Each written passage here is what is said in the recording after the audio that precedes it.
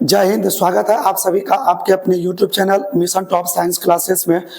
दोस्तों, आज से पहले हम आपको फर्स्ट वीडियो में बताए थे पॉलिटी प्लस हिस्ट्री का एक पार्ट है संवैधानिक विकास, जहां से आपको हिस्ट्री में भी प्रश्न पूछ लिए जाते हैं और पॉलिटी में भी यहां से प्रश्न आ जाते हैं। तो इससे पहले हम आपको पार्ट 1 में पढ़ाए थे संवैधानिक विकास के बारे में। ठीक है, तो संवैधानिक विकास किस तरह से हुआ तो इनके बारे में हम लोग पढ़ रहे थे। तो देखिए, यहाँ से जो प्रश्न आपका बनता है वो किन किन सब परीक्षाओं में पूछे जाते हैं उनके बारे में पहले हम लोग बात कर लें। तो देखिए, यहाँ से जो आपका प्रश्न आता है संवैधानिक विकास को लेकर के, तो संवैधानिक विकास में जो प्रश्न आता है वो हिस्ट्री में भी रहता है और पॉलिटी सब्जेक्ट में भी यहाँ से प्रश्न पूछे जाते हैं। जैसे अभी आप लोग तैयारी कर रहे हैं बीपीएससी टीआरई 3 या 4 की, यानी 3.0 या 4.0 एग्जाम की अगर आप तैयारी कर रहे हैं तो ये सोचिए उनके लिए बहुत ही इंपॉर्टेंट रहने वाला है।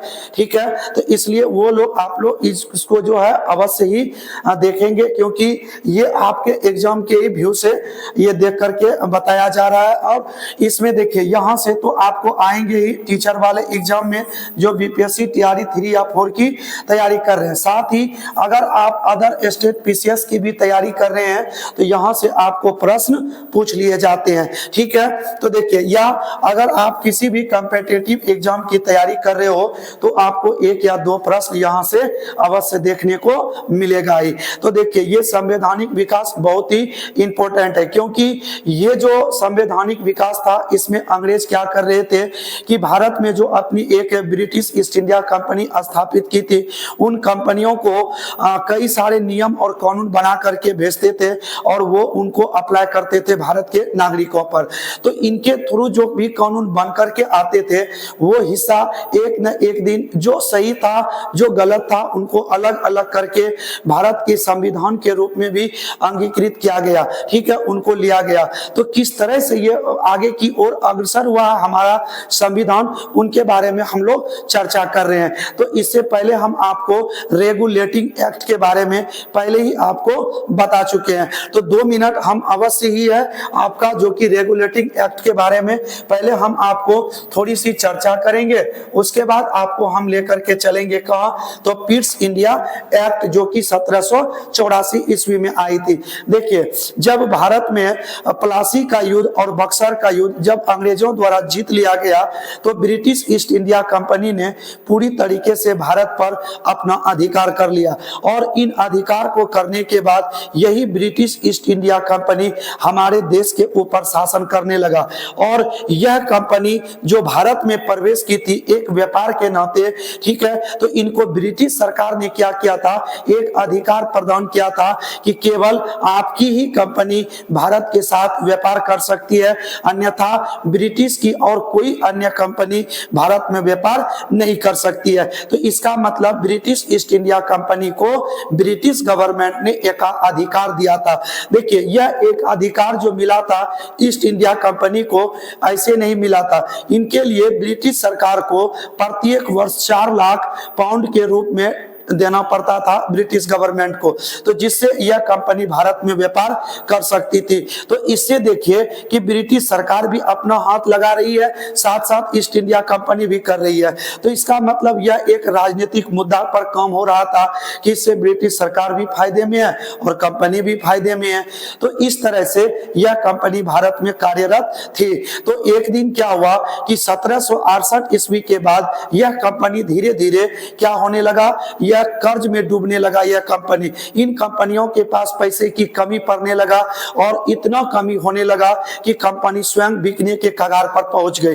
तो इतनी स्थिति खराब होने के पीछे इनका एक रीजन था कि कंपनी डूबने का, कि देखिए जो कर्मचारी इसके अंदर काम कर रहे थे वो काफी भ्रष्ट हो चुका था। ये क्या करते थे, लोगों से पैसे लेकर के काम कर देते थे, परंतु कंपनी का इनका कोई जवाबदेही नहीं देता था। दूसरी बात ये कि ब्रिटिश ईस्ट इंडिया कंपनी में ये जो था आपका 1767 से लेकर के 69 तक यह कंपनी मैसूर के शासक हैदर अली के साथ युद्ध कर लेता है और लगातार 3 साल युद्ध लड़ा, परंतु इस युद्ध का कोई रिजल्ट नहीं आया।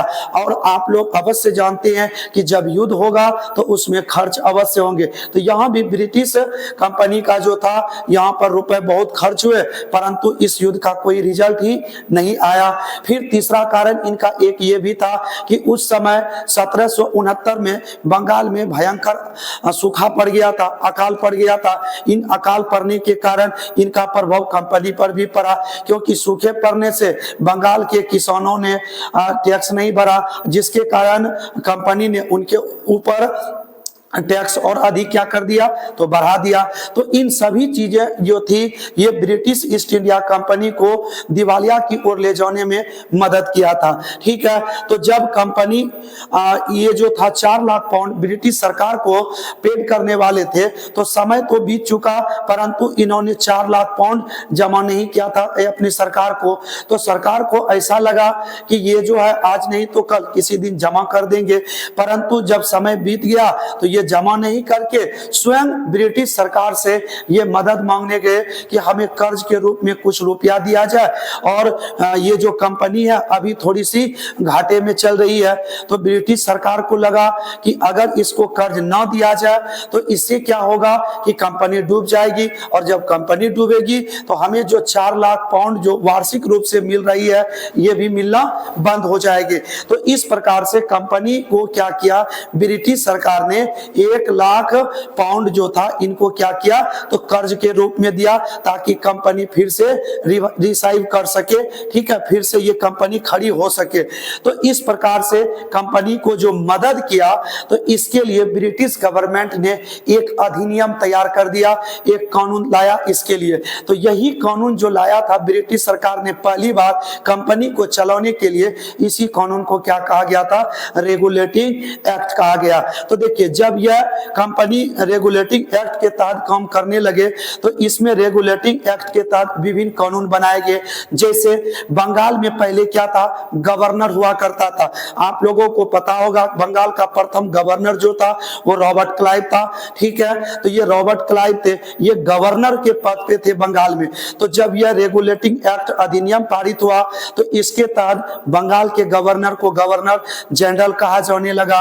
ठीक है, और पहली बार बंगाल का गवर्नर जनरल जो बना था, ये कौन बना था, वारेन हेस्टिंग्स को बनाया गया, गवर्नर जनरल बनाया गया। इनके साथ साथ कंपनी को चलाने के लिए क्या किया गया, 24 अधिकारी को नियुक्त कर दिया गया जो कि कंपनी को चलाएगा। साथ साथ ये गवर्नर जनरल जो था, यह अकेले जो था, इनके साथ 4 सदस्यों की एक टीम तैयार कर दी गई, और ये टीम जो थी ये सभी मिल करके किसी भी प्रकार का निर्णय लेते थे।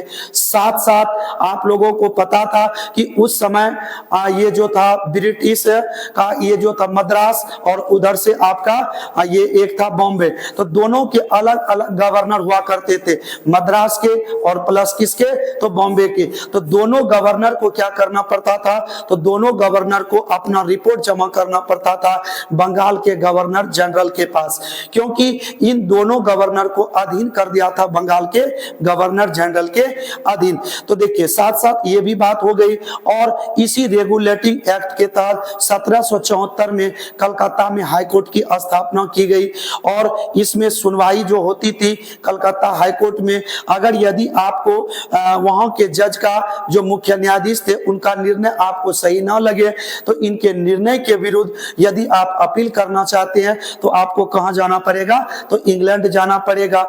ठीक है, तो ये था इनका तीसरी प्रमुख विशेषता थी। और अगली जो विशेषता थी इनका, तो ये विशेषता थी कि ये कंपनी का जो बंगाल का और ये बॉम्बे का दोनों गवर्नर था, ये अपने मन से कोई काम अब नहीं कर सकते थे। क्यों?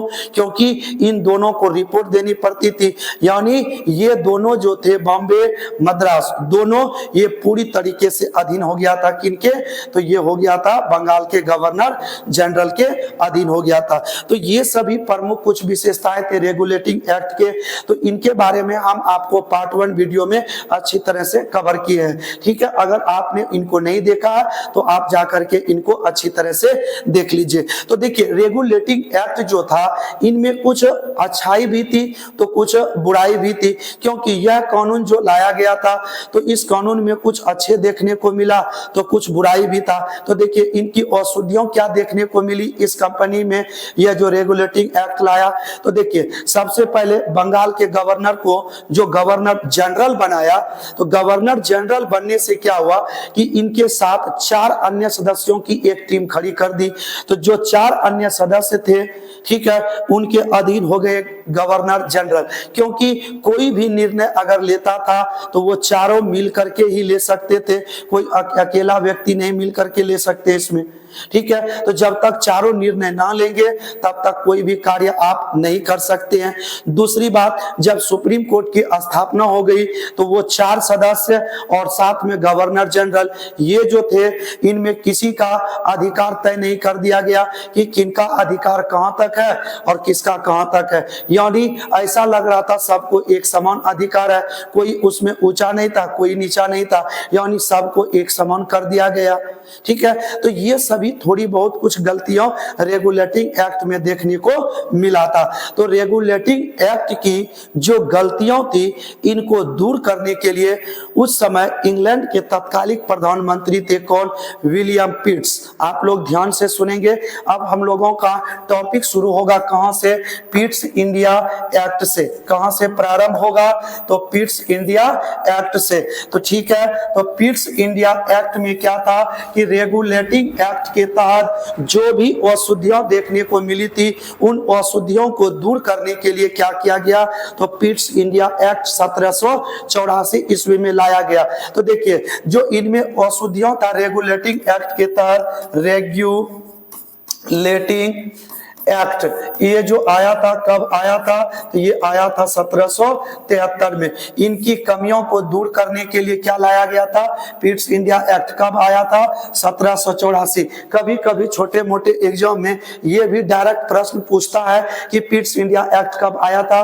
ठीक है, तो ये आया था 1784 में। उस समय तत्कालिक इसका जो प्रधानमंत्री था, ब्रिटेन का प्रधानमंत्री जो था उस समय कौन था, तो विलियम पिट था। कौन था, तो विलियम पिट। तो विलियम पिट ने ही क्या किया था कि इस पिट्स इंडिया एक्ट को अपने संसद में क्या किया था, पारित किया था इनको। ठीक है, जब इनको पारित किया था और पारित होने के बाद जब यह पास हो गया अपने संसद से, तो पास होने के बाद इसी का नाम रखा गया क्या, तो पिट्स इंडिया एक्ट। क्योंकि यह कानून जो विलियम पिट्स ने बनाई थी, और यह कानून बना था किसके लिए, तो यह कानून बना था इंडिया के लिए, तो इसीलिए इसे पिट्स इंडिया एक्ट का क्या दिया गया, नाम दिया गया।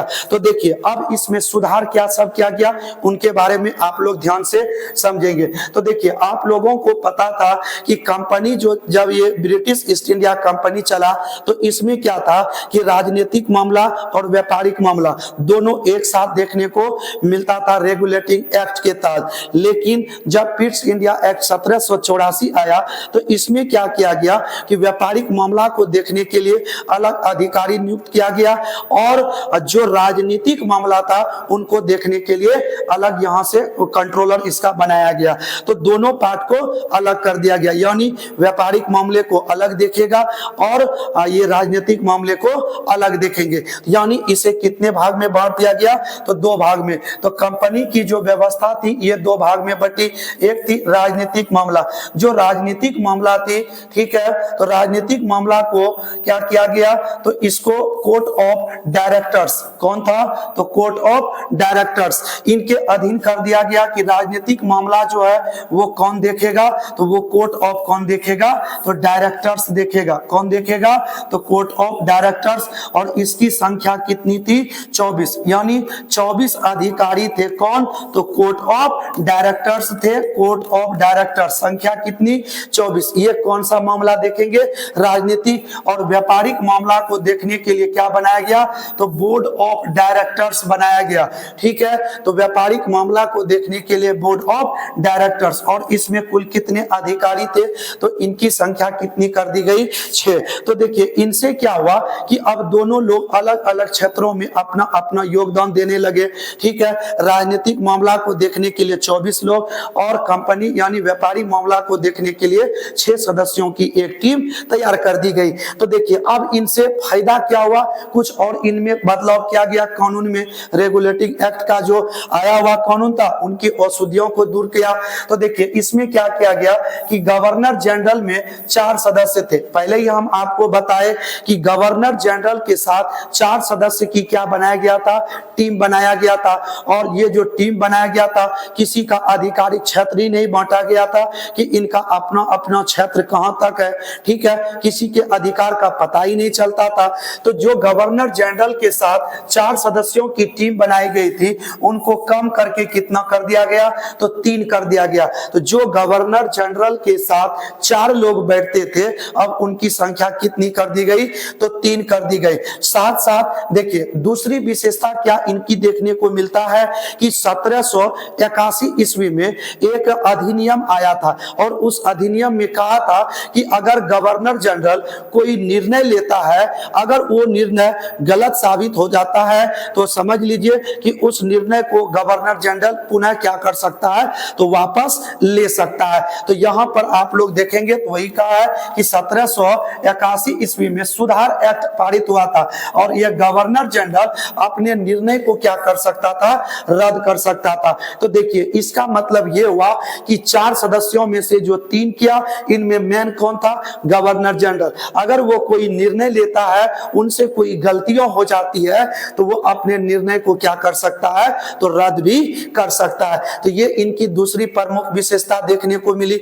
और उनके बाद तीसरी पिट्स इंडिया एक्ट की प्रमुख विशेषता क्या थी कि गवर्नर जनरल तथा उनकी काउंसिल को आज्ञा दी गई कि बिना कोर्ट ऑफ डायरेक्टर्स के आज्ञा के कोई भी युद्ध या संधि आप नहीं कर सकते हैं। तो देखिए अब क्या था कि जो कोर्ट ऑफ डायरेक्टर्स थे जो कि राजनीतिक मामलों को देखते थे, अब क्या किया कि यहां ब्रिटिश ये जो था सरकार ने गवर्नर जनरल को, ठीक है, गवर्नर जनरल और प्लस में 3 लोग जो थे इनको क्या किया, इनको अधीन कर दिया किनका, तो यानी कोर्ट ऑफ डायरेक्टर्स के अधीन कह दिया कि यदि आप गवर्नर जनरल और 3 सदस्य ये लोग जो है बिना कोर्ट ऑफ डायरेक्टर्स के आज्ञा के ना तो कोई आप युद्ध कर सकते हैं और नहीं आप किसी से संधि कर सकते हैं। तो ये बात बोल दिया गया किसमें, तो ये बात बोल दिया गया ये आपका जो था पिट्स इंडिया एक्ट के अंतर्गत नए रूप में ये बात बोल दिया। तो यानी इससे यह पता चलता है कि गवर्नर जनरल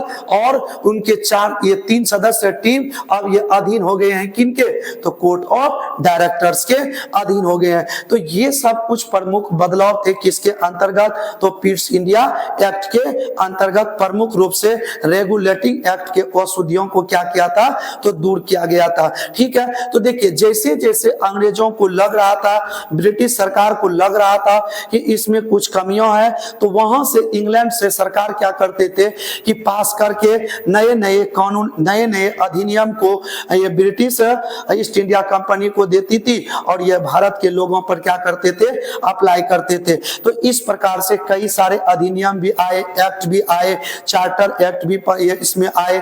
और अधिनियम में जैसे आपका देखिए ये पिट्स इंडिया एक्ट, इससे पहले रेगुलेटिंग एक्ट, पहला कानून तो रेगुलेटिंग एक्ट ही था, उसके बाद उनमें जो कमियां था उनको पिट्स इंडिया एक्ट के अंतर्गत दूर किया गया। अब इनमें जो कुछ गलतियों या कुछ कमियां देखने को मिला, इनको क्या किया गया, फिर से सुधार किया गया। तो कहां सुधार किया गया, तो देखिए इनको सुधार किया गया, ये था आपका चार्टर एक्ट 1800 कहां पर, तो 13 में। ठीक है, चार्टर एक्ट 1813 के अंतर्गत जो पिट्स इंडिया एक्ट 1784 में कुछ कमी देखने को मिला, उनको सुधार किया गया किसमें, तो चार्टर एक्ट 1813 के अंतर्गत फिर से क्या किया गया, सुधार किया गया। तो आप लोग इनके बारे में समझिए, चार्टर एक्ट 1813 क्या है। ठीक है, देखिए चार्टर एक्ट 1813 क्या था कि कंपनी का एकाधिकार, आप लोग ध्यान से सुनेंगे, क्योंकि पहला प्रश्न आपको एग्जाम में यहां से अवश्य पूछे जाएंगे। देखिए, आप लोगों को शुरू में बताए कि रेगुलेटिंग एक्ट जो था, रेगुलेटिंग एक्ट, इस एक्ट के तहत क्या किया था कि इस एक्ट में कंपनी को ब्रिटिश गवर्नमेंट ने क्या किया था, एकाधिकार दिया था। यानी कोई भी ब्रिटिश की और दूसरी कंपनी भारत जाकर के व्यापार वगैरह नहीं कर सकती है, केवल ब्रिटिश ईस्ट इंडिया कंपनी ही व्यापार करेगी, इंग्लैंड से और कोई दूसरी कंपनी भारत नहीं जाएगी।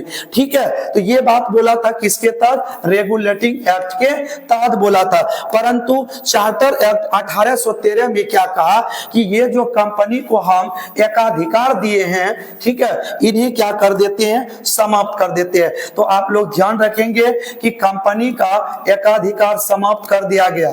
ठीक है, कंपनी का एकाधिकार क्या कर दिया गया, समाप्त कर दिया गया कंपनी का एकाधिकार। और यह कंपनी का एकाधिकार जब समाप्त किया तो और ब्रिटिश की कंपनियां भारत में प्रवेश कर गई, और प्रवेश करने से क्या होने लगा कि अन्य कंपनियों भी यहां भारत के साथ खरीद बिक्री करने लगे। परंतु अभी हम आपको केवल ये कहे हैं कि एकाधिकार समाप्त किया, परंतु पूर्ण रूप से एकाधिकार समाप्त नहीं किया था। तो ये जो था British east India company, British east India company, ये दो देशों के साथ व्यापार कर सकते थे। किन पर, इन पर जो है, इन पर अभी भी एकाधिकार था ब्रिटिश ईस्ट इंडिया कंपनी का। चीन के साथ ये अफीम था, चीन के साथ किस पर, तो अफीम का, और भारत के साथ किसका, तो चाय का। भारत के साथ किनका, तो चाय का। तो देखिए, जो भी ब्रिटिश कंपनियों भारत प्रवेश किया तो उनको ये कह दिया गया कि आप चीन से अफीम नहीं खरीद सकते हैं, इसे खरीद बिक्री करने का काम केवल ब्रिटिश ईस्ट इंडिया कंपनी ही करेगी और कोई दूसरी कंपनी नहीं करेगी। साथ ही भारत के साथ चाय जो है ये भी केवल ब्रिटिश ईस्ट इंडिया कंपनी जो है यही काम करेगी, इनके साथ खरीद बिक्री का, और चीन के साथ अफीम का। बाकी आपको सबके साथ छूट है कि सब चीज का व्यापार कर सकते हैं, परंतु आप चीन के साथ अफीम का, भारत के साथ चाय का व्यापार नहीं कर सकते हैं। यानी अभी भी ब्रिटिश ईस्ट इंडिया कंपनी को यह अधिकार है कि चीन के साथ केवल आप ही हैं जो अफीम का व्यापार कर सकते हैं, और आप ही है जो भारत के साथ केवल चाय का क्या कर सकते हैं, व्यापार कर सकते हैं, और कोई दूसरी कंपनी नहीं करेगी। तो आप लोग याद रखेंगे इनको, क्योंकि ये प्रश्न आपको बीपीएससी में पूछा गया है। ठीक है, तो आप लोग ध्यान रखेंगे। तो किस एक्ट के तहत, ठीक है, ब्रिटिश ईस्ट इंडिया कंपनी का एकाधिकार समाप्त कर दिया गया, तो चार्टर एक्ट 1813 के तहत समाप्त कर दिया गया। तो किनके साथ अभी भी था, तो चीन के साथ अफीम का, भारत के साथ चाय का। तो आइए हम लोग समझते हैं चार्टर एक्ट की, ये जो 13 का था, 1813 का, इसकी प्रमुख विशेषता क्या थी, इसके बारे में हम लोग जानते हैं। देखिए, इसकी प्रमुख विशेषता क्या था कि जो कंपनी थी ब्रिटिश ईस्ट इंडिया कंपनी, इसको ब्रिटिश गवर्नमेंट ने कह दिया कि आप जो है ना अभी भी भारत पर अपना अधिकार कर सकते हैं, और उनको बढ़ा करके कंपनी के शासन के अधिकार को क्या किया, और बढ़ा करके कितना कर दिया, तो 20 वर्ष कर दिया। तो अभी भी भारत में शासन किसका चल रहा है, तो ब्रिटिश ईस्ट इंडिया कंपनी का ही क्या चल रहा है, तो अधिकार चल रहा है, और उनको बढ़ा दिया, और कितने वर्षों के लिए, तो 20 वर्षों के लिए कंपनी का अधिकार और बढ़ा दिया कि आप ही जो है ये भारत में क्या करिए, शासन करिए। साथ साथ देखिए उन लोगों ने क्या किया, धार्मिक सुधारों को बढ़ावा देने के लिए कि जो लोग इंग्लैंड से भारत आ सकते हैं उनको भी आने की अनुमति क्या किया, प्रदान कर दिया कि आप भारत जाइए और अपने धर्म के प्रचार प्रसार कर सकते हैं। तो इसलिए ये जो था धार्मिक सुधार करने के लिए क्या किया कि भारत जाने वाले व्यक्तियों को अनुमति दी, और ये लोग लोग ईसाई धर्म का क्या करते थे, प्रचार करते थे। तो अब आप लोग ध्यान से सुनेंगे इसको कि ये जो है आपका चार्टर एक्ट 1813 के तहत जो लोग इंग्लैंड से भारत आना चाहते थे वो लोग आए और अपने धार्मिक सुधार करना चाहते करें,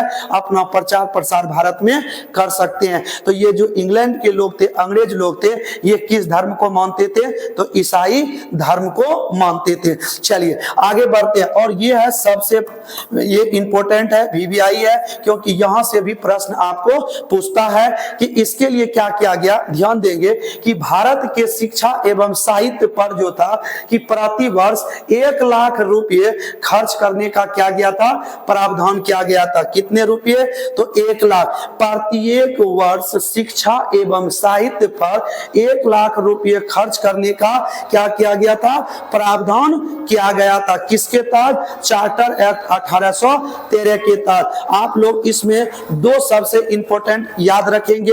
अगर आपको चार्टर एक्ट 1813 से प्रश्न आता है तो ये अवश्य ही आपको पूछेगा कि बताइए कि ब्रिटिश ईस्ट इंडिया कंपनी का एकाधिकार समाप्त कर दिया चार्टर एक्ट 1813 के तहत। चीन के साथ अफीम का कर सकता था भारत, चाय के साथ कर सकता था, और सब पर अन्य सभी कंपनियां कर सकती थी। दूसरी बात, तो किस एक्ट के तहत भारत में शिक्षा एवं साहित्य पर प्रति वर्ष 1 लाख रुपए खर्च करने का प्रावधान किया गया, तो ये था चार्टर एक्ट 1813 के तहत था। ठीक है, तो ये थी इनकी प्रमुख विशेषताएं 1813 के चार्टर एक्ट की। ठीक है, तो देखिए ये भी एक अंग्रेजों का बनाया हुआ कानून है। ठीक है, और इसमें इन्होंने बदलाव करने के लिए 1833 ईस्वी का चार्टर एक्ट लाता है। तो आइए हम लोग समझते हैं कि चार्टर एक्ट 1833 में इन्होंने क्या क्या बदलाव किए, क्या क्या नया परिवर्तन किया, क्या नए कानून इन्होंने लाया कंपनी के लिए। तो चलिए हम लोग आगे बढ़ते हैं। ठीक है, चलिए चार्टर एक्ट 1833 के बारे में समझते हैं। देखिए ये क्या है, तो अपनी सुधार है किसके द्वारा, तो ब्रिटिश सरकार जो थे कंपनी को जो कानून बना के दे रहे थे वो अपनी सुधार कर रहे हैं। तो देखिए इस चार्टर एक्ट 1833 की प्रमुख विशेषता की बात करें, चलिए तो देखिए इसमें कहा गया कि इस एक्ट के तहत ईस्ट इंडिया कंपनी का व्यापारिक अधिकार को पूरी तरह समाप्त कर दिया गया। लीजिए आपका पहला प्रश्न यहीं से पूछा जाएगा। ठीक है, कि किस एक्ट के तहत ब्रिटिश ईस्ट इंडिया कंपनी का एकाधिकार पूर्ण रूप से छीन लिया गया। जो भी बचा था चीन के साथ और भारत के साथ उनको भी क्या कर लिया गया, पूरी तरीके से छीन लिया गया चार्टर एक्ट 1833 के तहत। ठीक है, 1813 में केवल इनको एकाधिकार छीना था, परंतु चीन और भारत के साथ इस पर अधिकार अभी भी था, लेकिन 1833 में यह भी अधिकार क्या कर लिया गया, तो पूरी तरीके से छीन लिया गया। चलिए अब देखते हैं दूसरा पॉइंट क्या है कि बंगाल के गवर्नर जनरल को क्या किया, तो भारत का गवर्नर जनरल बना दिया गया। दूसरा सबसे बेस्ट इंपॉर्टेंट पॉइंट, ठीक है, आपने रेगुलेटिंग एक्ट में पढ़ा कि रेगुलेटिंग एक्ट के तहत, ठीक है, बंगाल के गवर्नर को क्या कर दिया गया, गवर्नर जनरल बना दिया गया।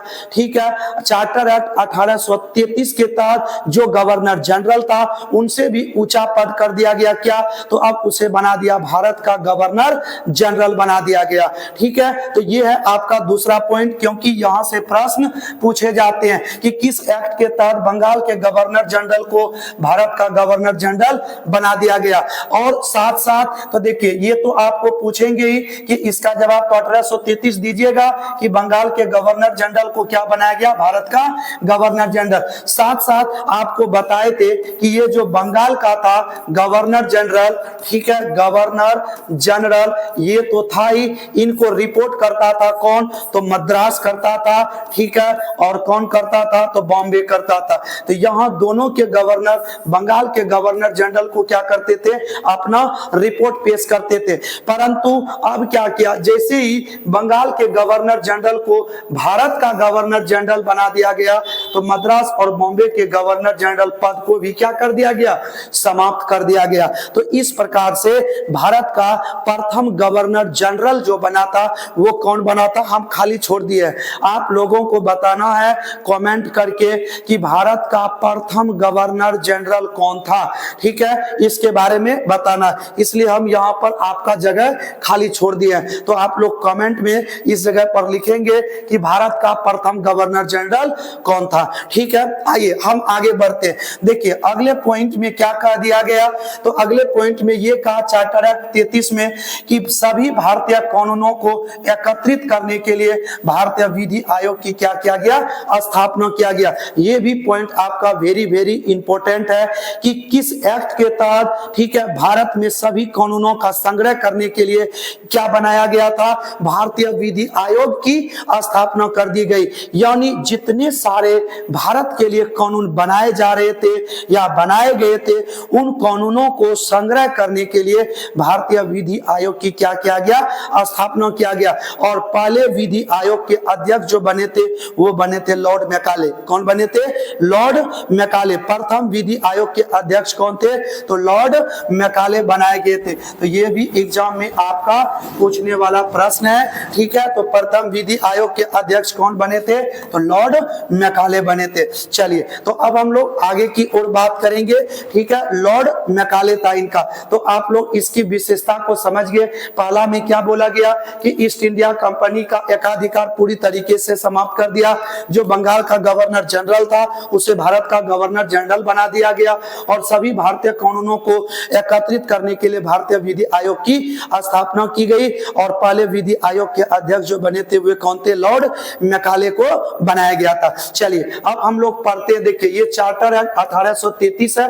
अब हम लोग पढ़ेंगे 1853 का चार्टर एक्ट के बारे में। चलिए देखते हैं 1853 का चार्टर एक्ट क्या है, ठीक है। ये आपका बहुत ही इंपॉर्टेंट है। देखिए जितने सारे हम आपको बता रहे हैं, चाहे वो अधिनियम हो, एक्ट हो, ठीक है, ये सभी आपके एग्जाम के पॉइंट व्यू से बहुत ही इंपॉर्टेंट रहने वाला है। क्योंकि मैं स्वयं बीपीएससी का एग्जाम बैठ करके दिया हूं और स्वयं हमें पता है कि इसमें प्रश्न कहां-कहां से पूछे जाते हैं। इसलिए मैं उन सभी चीजों को संग्रह करके आपके लिए यह वीडियो बना रहा हूं, ठीक है। तो आप लोग बहुत ही ध्यान से समझेंगे और इनको कॉपी पर नोट करेंगे, ठीक है, तभी आप ऐसे सब प्रश्नों का जवाब दे पाएंगे जो यहां से बनेंगे। चलिए अब हम लोग पढ़ते हैं किनके बारे में, चार्टर एक्ट 1853 के बारे में देखेंगे। तो देखिए इस अधिनियम के द्वारा महत्वपूर्ण बदलाव किए गए थे। तो देखिए क्या बदलाव किए गए थे, तो कहता है पिट्स इंडिया एक्ट 1784 में। आप लोगों ने पढ़ा पिट्स इंडिया एक्ट 1784 के बारे में।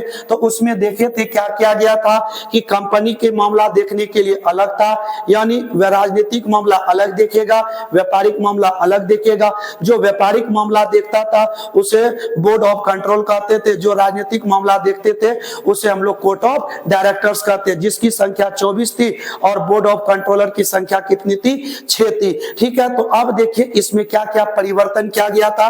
तो इसमें यह कहा गया कि जो कोर्ट ऑफ डायरेक्टर्स की संख्या कितनी थी, 24 थी, अब उसे कितना कर दिया गया, तो 18 कर दिया गया। जो कोर्ट ऑफ कंट्रोल थे, ये कोर्ट ऑफ कंट्रोल थे, उसकी संख्या कितनी थी, 24, तो इसे घटा करके कितना कर दिया गया, तो 18 कर दिया गया। साथ ही अब इसमें क्या करने लगा कि 6 अधिकारियों को ब्रिटिश सरकार स्वयं अपने से चयन करके भेजते थे। कहां, तो इसमें कोर्ट ऑफ डायरेक्टर्स के अंतर्गत भेजते थे। कितने अधिकारी को, तो 6 अधिकारी को ब्रिटिश सरकार स्वयं नामित करके क्या करते थे, भेजते थे इसमें। साथ ही देखिए कि भारत का गवर्नर जनरल जो केवल बंगाल के लिए था, आपने 1833 में पढ़ा, इसी के तहत बंगाल के गवर्नर जनरल को भारत का गवर्नर जनरल बना दिया गया था। परंतु वो उस समय तक जो था केवल बंगाल के लिए ही था, ठीक है। और ये जो था आपका 1853, इसमें यह कह दिया गया कि जो बंगाल के लिए भारत का गवर्नर जनरल बनाया गया था, अब उसे आप पूरी तरीके से स्वतंत्र कर दीजिए, जो कि वो अब पूरे भारत के लिए काम करेगा। तो यही था कि भारत का गवर्नर जनरल जो केवल बंगाल के लिए बनाया गया था, अब वह क्या हो गया था, स्वतंत्र रूप से किसके लिए कार्य कर सकता था, तो भारत के लिए कार्य कर सकता था। ठीक है। तो ये सब देखिए इसमें महत्वपूर्ण रूप से बदलाव किए गए। दूसरा चीज यही है 1853 का चार्टर एक्ट अधिनियम, जिसके तहत पहली बार सिविल सर्विस परीक्षा की शुरुआत की गई थी। ठीक है, तो पहली बार सिविल सर्विस परीक्षा की शुरुआत चार्टर एक्ट 1853 के तहत प्रारंभ किया गया और इसमें पहले भारतीय जो थे आईसीएस की परीक्षा पास की थी वो थे कौन? सत्येंद्रनाथ टैगोर। क्योंकि इसमें जो था ये जो सिविल सर्विस की परीक्षा थी इसके तहत क्या किया गया था कि केवल इंग्लैंड के ही लोग नहीं बल्कि सभी भारतीय भी इस परीक्षा में क्या हो सकते हैं? शामिल हो सकते हैं। और इसके पहले जो भारतीय आईसीएस की परीक्षा पास की थी वो कौन थे? तो सत्येंद्रनाथ टैगोर थे, जिन्होंने पहली बार आईसीएस की परीक्षा पास की थी। चलिए तो बढ़ते हैं नेक्स्ट प्रश्न की ओर। अगला देखिए क्या कहता है कि भारत के गवर्नर जनरल के साथ, ठीक है, काउंसिल सदस्य मिलकर विधायी कार्य करने लगे। आप लोग बताएंगे कि विधायी कार्य का मतलब क्या होता है। ठीक है, अगर आप लोग पढ़े होंगे तो विधायी कार्य का मतलब होता है कानून बनाने वाला। ठीक है, कौन? तो कानून बनाने वाला। तो ये जो था कानून बनाने वाला भारत के गवर्नर जनरल के साथ काउंसिल सदस्य मिलकर क्या करने लगे? विधायी कार्य करने लगे। मतलब ये हुआ कि जो भारत के गवर्नर जनरल थे वो और साथ में काउंसिल सदस्य अब सब मिलकर के क्या करने लगे? भारत के लिए नए नए कानून बनाने लगे। ठीक है, अब देखिए अर्थात क्या करने लगे? नए नए कानून बनाने लगे। साथ साथ देखिए क्या हुआ, तो गवर्नर जनरल की सहायता के लिए, किसकी सहायता के लिए? गवर्नर जनरल की सहायता के लिए विधान परिषद का भी क्या किया गया? गठन किया गया। और जिसकी संख्या कितनी थी? तो 6 थी। तो पूछेगा कि ब्रिटिश ईस्ट इंडिया कंपनी में जो ये गवर्नर जनरल का पद था वो विधान परिषद में कुल कितने सदस्य रखे गए थे? तो विधान परिषद में कितने सदस्य संख्या थी? तो इसकी संख्या कितनी थी? तो 6 थी। अब देखिए दो लोग यहां पर काम करेंगे। कौन? एक वो जो विधायी शक्ति के लिए होगा और एक कार्यकारी शक्ति होगा। तो विधायी शक्ति का मतलब यह हुआ कि जो कानून बनाएगा वो कौन होगा? तो विधान परिषद होगा। ठीक है, साथ साथ आगे देखिए, और जो कार्यकारी शक्ति होगा जो इसे अप्लाई कराएगा और इस पर कार्यरत होगा, ठीक है, तो वो शक्ति किनके पास होगा? तो गवर्नर जनरल के पास होगा, प्लस में इनके सदस्य के पास यह शक्ति होगी कार्य करने की। अतः उस समय विधायी शक्ति और कार्यकारी शक्ति, यही दोनों शक्तियों मिलकर के क्या कहलाई थी? तो लघु संसद कहलाई थी। ठीक है, तो विधायी शक्ति और कार्यकारी शक्ति दोनों मिलकर के क्या कहलाया? तो लघु संसद कहलाया था। ठीक है, जैसे देखिए आज हम वर्तमान समय में बात करें तो देखिए यहाँ पर जो कानून बनाने वाली संस्था है, ठीक है, कानून जहां बनता है उसे हम लोग क्या कहते हैं? विधायिका कहते हैं। क्या कहते हैं? विधायिका कहते हैं। जो कानून का ये क्या करता है? कार्यकारी काम करवाता है। तो जो कानून को कार्य करवाता है, बनाए गए कानून को, तो यानी कार्यकारी कार्य जो करेगा वो कौन होगा? तो ये होगा आपका कौन? तो कार्यपालिका होगा। कौन होगा? कार्यपालिका होगा। और सजा देने के लिए किसे बनाया गया? तो सजा देने के लिए जो लोग कानून का पालन नहीं करेगा उसे सजा देने के लिए क्या बनाया गया? तो न्यायपालिका बनाया गया। ठीक है, तो उस समय शुरुआत में देखिए विधायी शक्ति भी थी और कार्यकारी शक्ति थी, जो कि यही दोनों मिलकर के क्या कहलाता था? तो लघु संसद कहलाता था। ठीक है, लघु संसद। परंतु आज अगर हम लोग वर्तमान में बात करें तो हमारे पास कानून बनाने वाली संस्था अलग है, उसे लागू करवाने वाली संस्था अलग है, और न्यायपालिका क्या है? तो एक अलग है, जो कि इन दोनों से क्या है? तो एक स्वतंत्र पद है। ठीक है, न्यायपालिका विधायिका एवं कार्यपालिका से बिल्कुल क्या होती है? स्वतंत्र होती है। तो तो देखिए ये जो कार्यपालिका है ये अधीन होगा किनका, तो ये विधायिका के क्या होते हैं, अधीन होते हैं। परंतु न्यायपालिका ये किसी के अधीन नहीं होते हैं, यह न्यायपालिका बिल्कुल ही क्या होती है, एक स्वतंत्र होती है। ठीक है, तो ये था आपका चार्टर एक्ट 1853। तो इसके बाद हम लोग पढ़ेंगे भारत शासन अधिनियम 1858 का। परंतु अब आगे बढ़ने से पहले अब आपको क्या करना है, इनको एक बार पुनः रिवीजन कर लेना है, कॉपी में एक एक करके नोट कर लेना है, ताकि आप अगर कभी भूल जाए तो कॉपी उल्टा करके पुनः इसे क्या कर सकते हैं, रिवीजन कर सकते हैं। ठीक है, तो इसलिए जो है अब हम आपको नेक्स्ट वीडियो में भारत शासन अधिनियम 1858 के बारे में पढ़ाएंगे। ठीक है, यदि आपको हमारी ये वीडियो पसंद आया हो, ठीक है, हमारी मेहनत आपको लग रहा है कि हमारे लिए कुछ अच्छा करेगा, तो जरूर आप लोग इस चैनल को सब्सक्राइब कर ले, ठीक है, और लाइक कर ले, और साथ साथ अपने दोस्तों को ये वीडियो जरूर शेयर कर दे, ताकि आपके साथ साथ अपने दोस्तों को भी इनसे क्या हो सके, फायदा हो सके। तो चलिए अब हम लोग मिलेंगे एक नए वीडियो के साथ भारत शासन अधिनियम 1858 को लेकर के। ठीक है, जहां पर ताज शासन शुरू होगा, भारत के गवर्नर जनरल जो है इन पद को भारत का अब वायसरॉय बनाया जाएगा। ठीक है, तो इनके बारे में जानेंगे। तो चलिए एक प्रश्न आपके लिए छोड़े हैं, ठीक है, कि भारत का प्रथम गवर्नर जनरल कौन था, आप लोग अवश्य कमेंट में करके उनको लिखेंगे। ठीक है, तो चलिए मिलते हैं हम लोग अब नेक्स्ट वीडियो में। तब तक के लिए धन्यवाद। जय हिंद, जय भारत, आपका दिन शुभ हो।